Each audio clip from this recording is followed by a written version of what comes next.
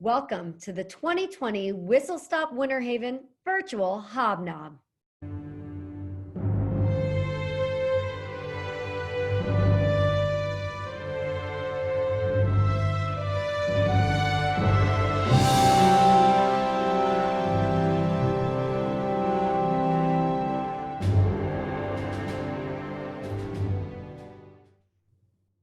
Welcome.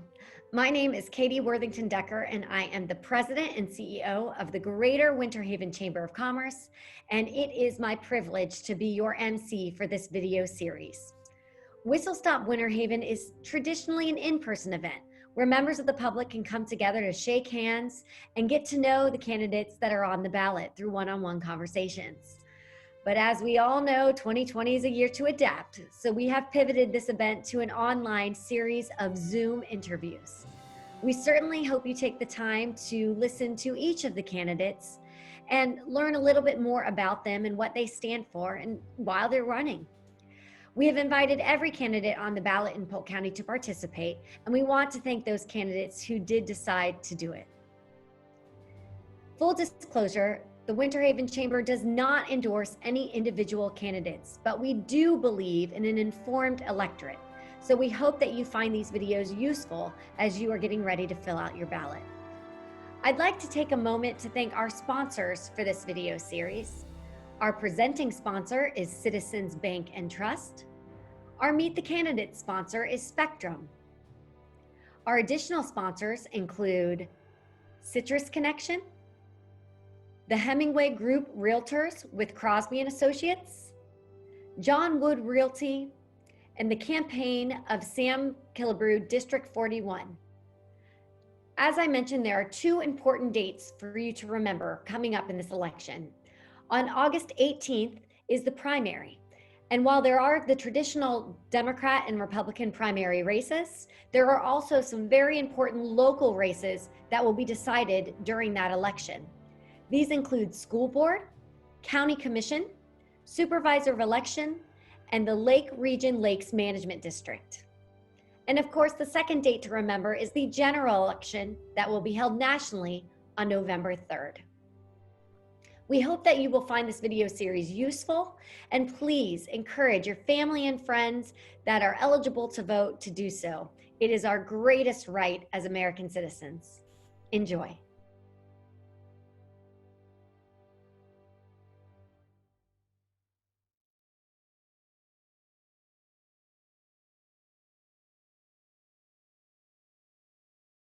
Anita, thank you so much for participating in the 2020 WhistleStop Winter Haven Political Virtual Hobnob this year. We are very excited about the opportunity to interview all of the candidates in this forum. And since we can't get together in person, this gives us a great opportunity to educate the public about the candidates and the issues that are on the ballot this fall. And so since you have been so kind to purchase your virtual booth with us, the Florida Division of Elections does require the following statement to be made. This is a political advertisement paid for and approved by Anita Carson for Polk County School Board District 2. Very good. Thank you so much. Well, now that that's over with, let's dive into the good stuff here. So tell our viewers a little bit about yourself. Okay, well, I have my degree in middle grades education. I grew up in Atlanta, so my degree is from Kennesaw State University, which is right outside Atlanta. And I am certified in probably way too many areas, but I'm certified in social studies, science, language arts. I have my K through 12 reading certificate. I just finished my last class to be ESOL certified. ESOL is teaching English as second language to students that come with a different language as their first language. I have been in education for 10 years. I've served in lots of different positions. I started off as a para, and then I moved into teaching. I taught for 4 years at Boone Middle School as an ELA teacher in 8th grade, where I taught mostly kids who are at level 1 and 2, which is the kids that need the most direct instruction and the most help. And then I moved to Lake Alfred Polytech Academy when it was just starting to become a magnet school. And I teach science there. I'm a 6th grade science teacher there. In those 7 years I've been in Polk schools, I've also been a Title I facilitator, which is a federal funding federal funding source, and so I had to keep track of the budget and making sure it was spent appropriately. I've been a reading interventionist, I've been a community outreach person, I've been the chair of our school advisory council in both schools, so I've had a range of pieces there. I am also very involved in PEA, which is our instructional union, and so I'm the membership chair at PEA. I've also been a rep for PEA for 7 years now. And so it's just my passion is education. That's where I've spent my career. That's where I spend most of my time. I like to joke, I don't have kids of my own, but I have 130 in the classroom. The only kids I have at home are two little four-legged creatures with some fur. So that's my background. For being a middle school teacher, we say bless you. I picked middle school. That is what I wanted to do. I love that age group. They're in between elementary, where they still really love to please the teacher most of the time and want to do everything perfect, and then high schoolers, where they're trying to sort of figure out their place in the world. Middle school is that awkward time where you've got kids, and then you have kids turning into teenagers, and they're trying to find their space and their place, and there is never a boring day. Middle school is never boring, so I love it. That's great. And so why did you decide to run for this specific office at this time? Okay, I actually wasn't planning on running originally. I didn't file until February of this year, but seeing the national movements of educators pushing for more full funding of our education, because we see where things are going wrong structurally in education right now, because we're in it, we're living it every day. And then you had in Florida specifically a giant push to go to Tallahassee and talk to legislators about what we're seeing in our classrooms and what we're needing in our classrooms. We've been defunding public education for more than 20 years. And so right now, especially in Polk County, we're running bare bones with education funding. We're running classrooms that are higher class sizes than they really need to be. We're running, like my school, we have one daytime janitor. We have 650 kids. So after breakfast, he's the person cleaning up from all of the kids who ate breakfast. He's the person putting out all of the seating during lunch. He's the person cleaning up from lunch. If there's a spill or something that needs to be happened, we have one person, all of those needs. Our maintenance staff, we have 5 painters for our entire county, and we have 168 schools. 5 painters, 168 schools. So we're on like a 20-year rotation of things being painted. We're running so bare bones. And so I wanted to get more involved, and that push from national and then state, and then here in Polk, we had a major group of people that went and wanted to be more involved. I actually tried really hard to get somebody else to run. I was trying really, really hard to find somebody, and every person that I talked to had a reason they couldn't. And I realized I didn't have those reasons. Because I don't have kids, I have more time to devote to this. Because I don't have student loan debt, I can take the pay cut of going into school board. For me, this will be a pay cut, but it's my passion. It's what I want to do. Mm-hmm. And so what do you believe are the school district's greatest strengths? Our greatest strengths are our people. So while I did list that we are bare bones with these groups, they go above and beyond most of the time. Obviously, you're going to have a few people that are just there for a job, but mostly in Polk County, we have amazing people that will put in extra hours and go above and beyond and call parents and stuff at night or on weekends when they need to. I had a principal, she's retiring this year, but she would come in on the weekends and plant flowers on campus. Like that was her thing. She wanted our campus to be beautiful. And there's nothing in her job description that says, hey, you're going to plant flowers on the weekend. But because she wanted that space to be special for kids, that was something she did. So our people in Polk County are amazing. And then on top of that, we have community right now, anyway, that is so supportive of education and so supportive of our schools. I think the biggest thing that we need there is just to make sure that our community is knowledgeable about what our schools need and knowledgeable about how they can help. I feel like a lot of people in our community want to help, they just don't know what to do. So we have community support, we have amazing people. I think those two strengths can get us through whatever we need to get through, but that is where we take our strength from in Polk County. So on that same token, to get us through whatever we need to get through, what would you say are the school district's greatest challenges at this point? I think our greatest challenge is staffing. So when I talk about staffing, I don't just mean filling the positions we have open right now.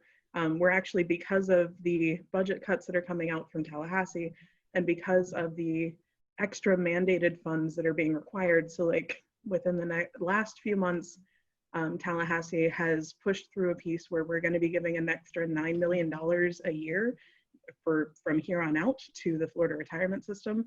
That's $9 million that we're going to have to find somewhere that we're not servicing kids. But those pieces, we're already cutting back on staff when we're running bare bones. And before we went to the pandemic time where people were working at home, we had almost 100 open instructional positions. That's 100 classrooms and paras that are sitting with substitutes. So our kids are sitting without qualified teachers doing as much work as they can. Our coaches are making plans and sending them to those subs, but without a qualified teacher in there, our kids are actually getting short shifted there and they're not getting what they need. And so filling the open positions we have, but then also cutting down the workload. We have school counselors where they are one counselor to 700 kids. There's no way that they can do their job effectively there. And so our staffing levels have to be thought about, and what else we need to cut, we can find, because without having a reasonable staffing level there, they can't provide the services our kids need. That's true for school psychologists, that's true for social workers. We sometimes have one social work for 4 schools, which means there's no way for them to build the relationships they need with those families and kids. And it's not that they're not trying. I know several, they're absolutely amazing people and they are very dedicated to their jobs. They just can't get to everybody. And so when we hear things from the community about my kid's not getting this service, my kid's not getting this thing, Polk County isn't providing, they're entirely correct, but it's not because we don't want to, it's because we don't have the staffing levels we need. And that's a funding issue. So that staffing is our biggest piece. The way to fix it is pushing for funding. And I think that can be done if you have education people and our community pushing back to Tallahassee and saying, you have to fund us higher. We can't run on this anymore. We can't provide the services our kids need. So what do you believe, I think you probably touched on some of it, but what do you believe should be the school board's top 3 priorities going into this next year? I would have said before we got to COVID that I had a different list of priorities, but right now and going into next year, the biggest things for me are making sure that we open safely. We have, I'm hoping we have our opening committee, they're meeting right now, but I am hoping that they are talking about things like making sure that our staff and students are protected as much as we possibly can. We're going to have to be creative about how we do that because we're not getting excess funding to make that happen. And so opening safely with COVID is going to be a big piece. I think that paying attention to the needs of a kid as a whole, not just their academics, if they have, like I know at my school specifically, we had 3 students whose grandparents passed away from COVID, 3. But they were the parent that the kid lived with. The kid doesn't live with his parents. And so are we providing help for the kids who are having people pass away in the middle of this, because they're also now cut off from their friends. A lot of them, they're cut off from that mental health support of having people around you. They don't have that right now. And so making sure that we're paying attention, not just to their academics, but to the whole kid is going to be really important this upcoming year. I also think it's going to be really important that we make sure we are bridging any gaps that happen. I know that teachers and families and students tried as hard as they could for distance learning, but distance learning just isn't being in a classroom. It's not the same. I teach 6th grade science. There's no way for me to do a lab with my kids when they're at home. I can't tell them go collect these supplies. Most of my kids wouldn't have those around them anyway. And so they're watching videos of an experiment, which is not going to be as engaging. It's not going to get them the learning and the instruction that they really need to learn that science piece. So we've got to address what gaps happened because they missed 9 weeks of school. So that piece has got to be pretty big there too. So COVID safety, bridging gaps, and then making sure we're paying attention to that whole kid and not just their academics. That's what we need to work on this year. And one of the kind of new priorities for this incoming school board will be hiring a new superintendent. And so when you're, imagine yourself sitting in those seats, ultimately the school board would make the decision. What would you be looking for in a candidate that is applying to be the superintendent of frankly, a very large district? Yeah, we are, I believe, the 7th largest district in Florida, and we're one of the larger districts in the country. But one of the things that I really would look for, one of the things I think Jackie Bird has done really well, is she has done PR for Polk County really, really well. We did not have a huge social presence before her, and we do videos now that show good things that are happening in our schools. I want to see more of that. I think that that is a great thing, because I think a lot of times our communities hear something negative if it happens on the news, but they don't hear, here's this amazing project that happened in this classroom, or here are these kids who went to a national level FFA tournament. Those are things that we need to be hearing and seeing. And I think Jackie Bird has done a great job with that. And so I would want our next superintendent to have that as well, because without that engaging the community in the positives, we aren't seen as a good school district. And we're a great school district, but people need to see that. And the only way to do that is to share it. The other piece that I would want to look for in a school board, or sorry, not a school board member, a superintendent, would be to have someone who is wanting to work collaboratively with the board. I think that there's been sort of a contention there between the superintendent and the board. And I'm not going to get into like the back and forth of who and what and where, just making sure that we have a superintendent and a board that are working collaboratively together is going to be a big thing that I would look for in a person who is taking over as superintendent. Do they see themselves working with the board on a regular basis? Do they see themselves being able to work with multiple different personalities and people? How do they feel about pulling the community into big decisions that are happening? Those are all things that I think should definitely be part of our next superintendent. Well, one, kind of plug or cheerlead that I will say for the district over the past 6 years that I've been in this role is the Winter Haven community has been very strong advocates for education and have worked very closely with both the school board itself and the members of the board, as well as Superintendent Bird, to ensure that, we're getting the attention that we need. Right. If you want to think of us like I have a 2-year-old, so the toddler pulling on mom's dress to get attention. But, through a myriad of reasons, community got further and further distanced from their engagement. I mean, you ask anyone on the street, who's your principal at the school down the street, and they probably wouldn't know. Yeah. So the Winter Haven Public Education Partnership has worked very hard, and it will continue because it's an ongoing process to get the community re-engaged in and feel a sense of accountability and responsibility for the success of our local schools. So, I hope that is something, and just a little personal plug, I just hope that's something that can continue forward, regardless of who sits on the school board and certainly whoever takes over the helm as superintendent. So it's been very successful over in this community, and something I hope that continues throughout all of the 17 municipalities in Polk County. So why should voters choose you over your opponent?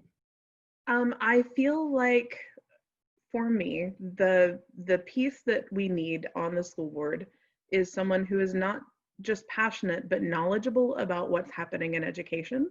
And we do have Sarah Fortney, who is a 30-year science teacher on the school board. But I think we need more people who have that education background, because you hear from even some of our more active board members that they're not sure. They need to talk to teachers, they need to talk to stakeholders. That's not something they've experienced.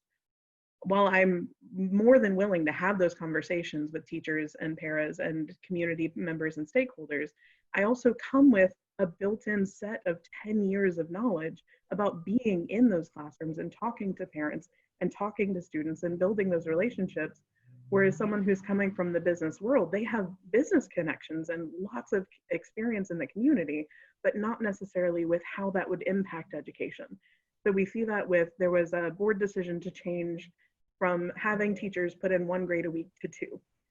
From someone on the business perspective, that might seem very minuscule. From someone who's a teacher, 1 grade a week to 2, I have 130 students.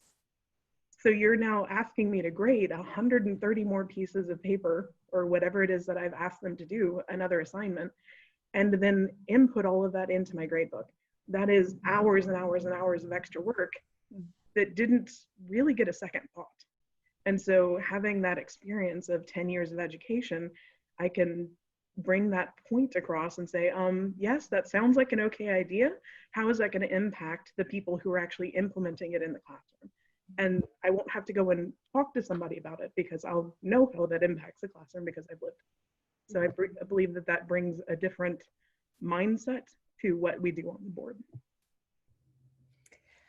Well, Anita, thank you so much for taking the time to I say come in because I feel for sitting in your home and allowing me to interview you for the WhistleStop Hobnob. As I said, we think this is so important that the constituents understand the candidates that are running for office, and Polk County Public Schools is truly our largest business in We're the largest employer in Polk County. Yep. Absolutely. And, you know, your constituent base goes well beyond your 100,000 students. It's the parents, it's the grandparents, it's everyone that has a connection. And frankly, it's the business community because what you guys are producing for us, that's the future workforce. And so we're very fortunate to have a district that is very open to community involvement. I think more so now than ever.